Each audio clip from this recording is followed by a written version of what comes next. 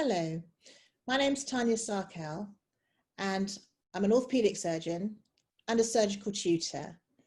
And that means over the years, I've built up a working familiarity with the ISCP. So I'd like to share what I know about it in the hope that you'll be encouraged to use it to its maximum potential. Your core training career will start with the Intercollegiate Surgical Curriculum Programme, the ISCP.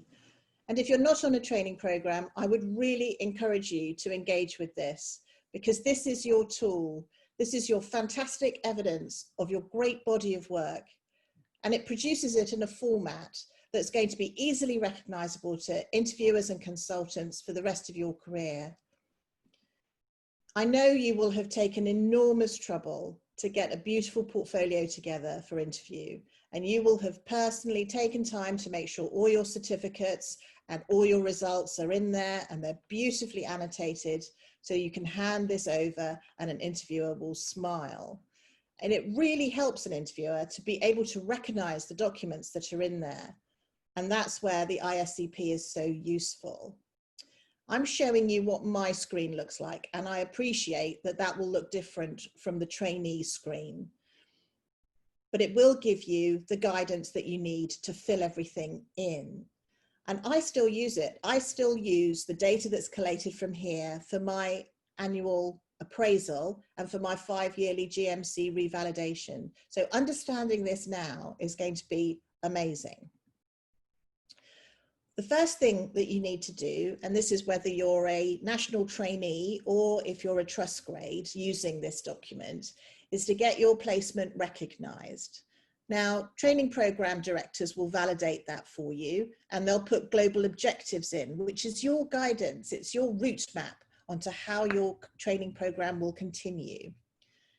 If you're a trust grade, then I or my colleagues will do that for you, your local training programme director or surgical tutor, and we will be able to give you the same route map.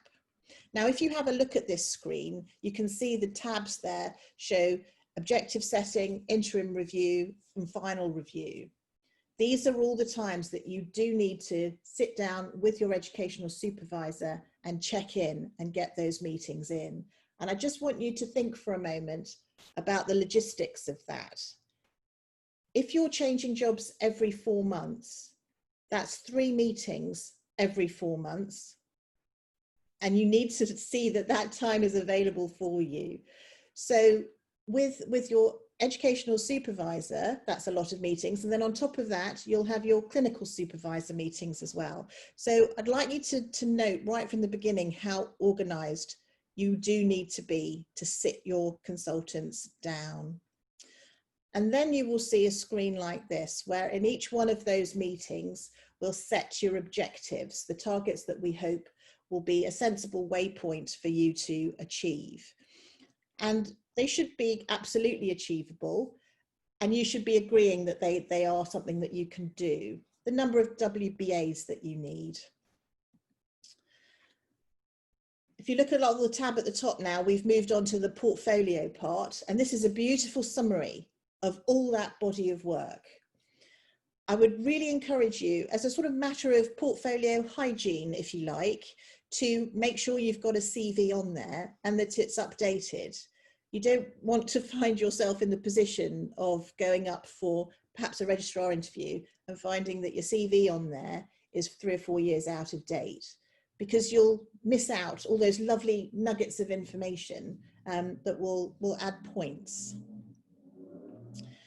Also on that front page, you get a summary of all of the things that you've done. So it's immediately and easily recognizable that you have achieved the goals that are set, you've exceeded the bare minimum hurdles that you need. A little tip that I'd mention is that you do need to have a certain number of these signed off by a consultant. And sometimes my newer consultant colleagues are still on a trainee ISCP, in which case you won't get credited with having it validated by a consultant. So just be a bit mindful of that. The evidence that you collect as a trainee stays on there forever and ever. But when you do become a consultant, ISCP flicks over into a consultant mode. So that data is not lost. It's just there under a different tab. So don't be worried about that. It doesn't disappear. I want you to think of every interaction with a patient as an opportunity for a WBA. Think how much you can get out of just one patient interaction. For example, if you are in theatre and you're doing a case, there may be part of that case that you can actually do, which means it will be part of a DOP or a PBA. You'll be talking about the condition that's led to this operation, and that will be the decision making that's got the patient and the consultant to this shared point, and that will be a case-based discussion. And prior to the operation, when you're marking the patient with your consultant, it may be an opportunity for a clinical examination. And there, in one unified setting, you've got a number of opportunities to demonstrate you have explored all these different aspects. It's my expectation of my trainees that they will take all those opportunities. And I expect to be showered in the confetti of WBAs every time I open my email account, because those opportunities are there. It's also helpful for you. It's not a millstone to hang around your neck. It's a way of memory jogging that you've done these cases. So if you use a case-based discussion, perhaps to fill in what you've learned from that, there is a connection that goes from typing it in to seeing it with your eyes to lodging it in your brain, which means that's revision. And these are all helpful to build your body of knowledge going forwards. Please don't forget about assessing the audits that you do. We'll ask you to do audits, and they're easy to achieve, but they won't count unless they've been formally assessed. Maybe when you've presented it to the department, or maybe when you've made it a poster, then your consultant does need to verify that it's happened. If it's not assessed, then it unfortunately won't count, and that would be an enormous shame. The ISCP has a means of communicating within it, and these are messages. I would encourage you not to rely on this as your major form of messaging, because we may not always pick that up. Sometimes the link to our own emails doesn't happen. So if I would use general email rather than relying on this internal system. When you're moving to a new placement, or just before you do with any luck, be curious as to the trainer that you're going to work with. They will have uploaded a trainer profile with the expectations of what you should learn whilst you're with them. And not only does that give you a sneak preview and a heads up on perhaps looking at those topics and revising them before your first list, but it also helps you to make sure that you are covering all your needs of the curriculum. If you do get stuck and you're not quite sure how to drive this portfolio, then if you look in the FAQs, there are little videos that will hopefully answer your questions on how you update or how you use the portfolio. E-logbook is an integral part of the portfolio. Now, I am really, really keen that you upload your operations on the day that you've been there. Batch dumping close to ARCP, when you're scrabbling around trying to look for electronic records of what operations or what theatre lists you might have been with, inevitably will mean that you will lose numbers, and that would be a tragedy. So try and do it as you go along. Do it through e-logbook, and remember that an operation can be broken down into a number of parts. If I give you an example, a lot of surgeons, when they do keyhole surgery on the shoulder for a rotator cuff repair, will also shave away the bone, and that's called a subacromial decompression. It's possible then that your consultant may let you do that part of the operation, in which case code for it.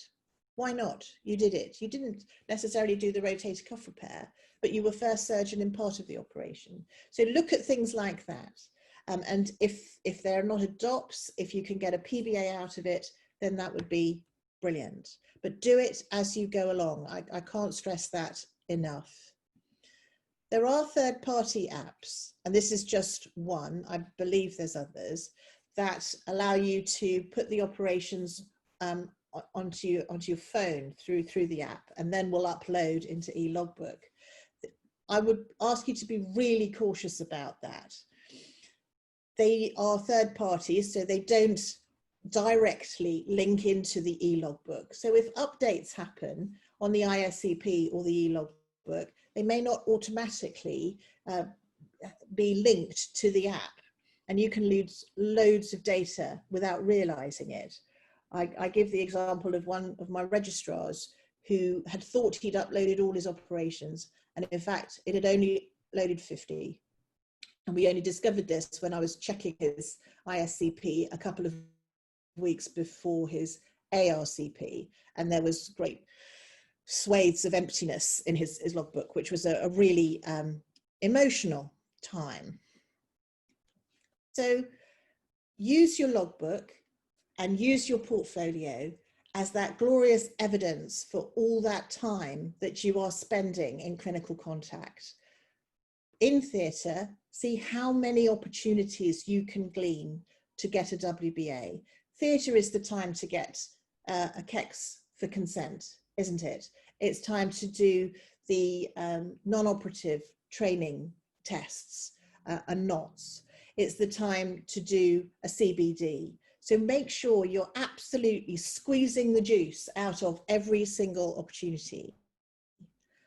Make sure you book those slots with your trainers. You're on a shift system, they're on a shift system. It's not generally possible to have a panic email to your trainer 24 hours before the ARCP going, oh my God, we haven't done the interim review, can we do it now? They might be on holiday, they might be elsewhere. So be prepared and plan ahead. I don't want you to resent the portfolio. I want you to embrace it as the marvelous thing that it is, showing off what you can do. And if you have any struggles with it, or if you want to come and talk about it, you can find me.